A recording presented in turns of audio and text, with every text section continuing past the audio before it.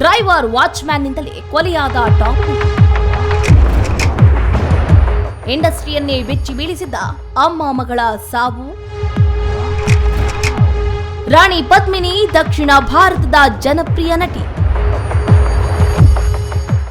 ಅಮ್ಮ ಮಗಳು ಕಷ್ಟಪಟ್ಟು ಚಿತ್ರರಂಗದಲ್ಲಿ ಬೆಳೀತಾ ಇದ್ರು. ಗೆಲುವು ಸಿಕ್ತು, ಆದ್ರೆ ಅದೃಷ್ಟ ಕೈಕೊಡ್ತು. ವಾಚ್ಮ್ಯಾನ್, ಡ್ರೈವರ್, ಅಡಿಗೆಯವ ಸೇರಿ ಮಾಡಿದ ಬೆಚ್ಚಿ ಬೀಳಿಸೋ ಕೊಲೆಯ ರಹಸ್ಯ ನಿಮ್ಮ ಮುಂದೆ. ರಾಣಿ ಪದ್ಮಿನಿ 1980ರ ದಶಕದ ಆರಂಭದಲ್ಲಿ ದಕ್ಷಿಣ ಭಾರತದ ಜನಪ್ರಿಯ ನಟಿಯಾಗಿದ್ರು.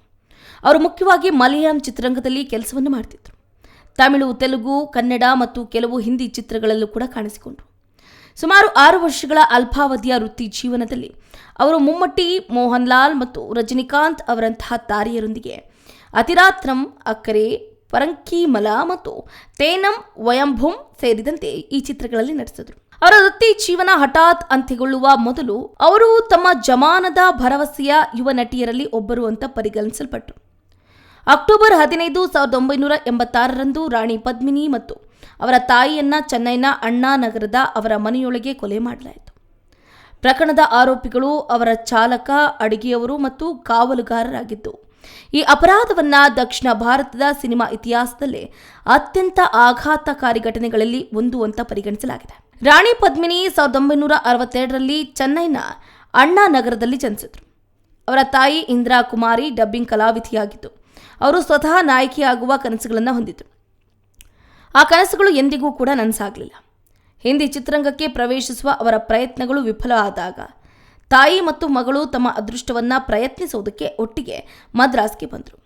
1981ರಲ್ಲಿ ಮಲಯಾಳಂ ಚಿತ್ರ ಕಥಾಯರಿಯಾಥೆ ಮೂಲಕ ಅವರು ನಟನೆಗೆ ಪಾದಾರ್ಪಣೆಯನ್ನು ಮಾಡಿದರು ಮತ್ತು ಅದೇ ವರ್ಷ ಸಂಘರ್ಷಂ ಚಿತ್ರದ ಮೂಲಕ ಶೀಘ್ರ ಪ್ರಾಮುಖ್ಯತೆ ಪಡೆದರು. ಮಲಯಾಳಂ, ತಮಿಳು, ತೆಲುಗು, ಕನ್ನಡ, ಹಿಂದಿ ಭಾಷೆಗಳಲ್ಲಿ ಅವರು 60ಕ್ಕೂ ಹೆಚ್ಚು ಚಿತ್ರಗಳಲ್ಲಿ ನಟಿಸಿದರು. ಅವರು ಪ್ರೇಮ್ ನಜೀರ್, ಮುಮ್ಮಟ್ಟಿ, ಮೋಹನ್ ಲಾಲ್ ಮತ್ತು ರತೀಶ್ ಅವರಂತಹ ದಿಗ್ಗಜರೊಂದಿಗೆ ಪರತೆಯನ್ನು ಹಂಚಿಕೊಂಡರು.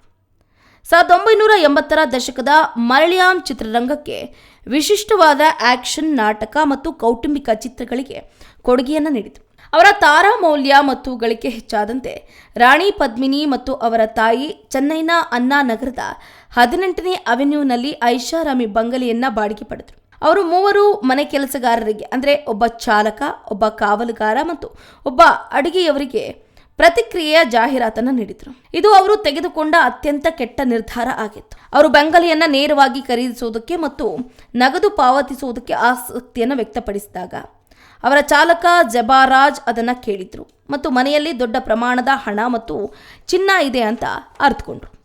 1986ರ ಅಕ್ಟೋಬರ್ 15ರ ಬೆಳಿಗ್ಗೆ ಜಬಾರಾಜ್ ವಾಚ್ಮ್ಯಾನ್ ಲಕ್ಷ್ಮೀ ನರಸಿಂಹನ್ ಅಲಿಯಾಸ್ ಕುಟ್ಟಿ ಮತ್ತು ಅಡಿಗೆಯವ ಗಣೇಶನ್ ಮೊದಲು ಆಕೆಯ ತಾಯಿ ಇಂದಿರಾ ಕುಮಾರಿಯ ಮೇಲೆ ಹಲ್ಲೆಯನ್ನು ನಡೆಸಿಕೊಳ್ತಾರೆ. ಆಕೆಯ ತಾಯಿಯ ಕಿರುಚಾಟ ಕೇಳಿ ರಾಣಿ ಪದ್ಮಿನಿ ಹುಡುಕ್ತಾ ಬರ್ತಾರೆ. 3 ಪುರುಷರು ಆಕೆಯ ಮೇಲೆ ದಾಳಿ ಮಾಡಿ ಕೊಲೆ ಮಾಡಿದ್ರು. ಅವರು ಮನೆಯಿಂದ ಆಭರಣ ಮತ್ತು ಬೆಲೆ ಬಾಳುವ ವಸ್ತುಗಳೊಂದಿಗೆ ಪರಾರಿಯಾಗಿದ್ರು. ಆಕೆಗೆ ಆಗಿನ್ನೂ 24 ವರ್ಷ, ಆಕೆಯ ತಾಯಿಗೆ 42 ವರ್ಷ ಅಷ್ಟೇ. 3 ಪುರುಷರನ್ನ ಬಂಧಿಸಿ ಜೀವಾವಧಿ ಶಿಕ್ಷೆಗೆ ವಿಧಿಸಲಾಯಿತು. ಆದರೆ ಪ್ರಕರಣ ಅಲ್ಲಿಗೆ ಮುಗಿಲಿಲ್ಲ. ರಾಣಿ ಪದ್ಮಿನಿಯೊಂದಿಗೆ ನಿಕಟ ಸಂಪರ್ಕದಲ್ಲಿದ್ದ ಉನ್ನತ ವ್ಯಕ್ತಿಯನ್ನ ರಕ್ಷಿಸೋದಕ್ಕೆ ಈ 3ರನ್ನ ಬಂಧಿಸಲಾಗಿದೆ ಅಂತ ತಮಿಳುನಾಡು ಮತ್ತು ಕೇರಳದಾದ್ಯಂತ ಕಥೆಗಳಿದ್ವು. ಆ ವ್ಯಕ್ತಿ ಯಾರು ಅಂತ ಅಧಿಕೃತವಾಗಿ ಎಂದಿಗೂ ಕೂಡ ದೃಢಪಟ್ಟಿಲ್ಲ. 3 ಅಪರಾಧಿಗಳ ಶಿಕ್ಷೆಯೊಂದಿಗೆ ಪ್ರಕರಣವನ್ನ ಮುಚ್ಚಲಾಯಿತು. ರಾಣಿ ಪದ್ಮಿನಿಯವರ ಪೂರ್ಣಗೊಂಡ ಹಲವಾರು ಚಲನಚಿತ್ರಗಳ ಸಾವಿನ ನಂತರ ಬಿಡುಗಡೆಯಾದ ದಕ್ಷಿಣ ಚಿತ್ರರಂಗ ಬೇಗನೆ ಮುಂದುವರೆಯಿತು. ಯಾವುದೇ ಗೌರವಗಳು, ಸ್ಮಾರಕ ಪ್ರದರ್ಶನಗಳು ಇರಲಿಲ್ಲ.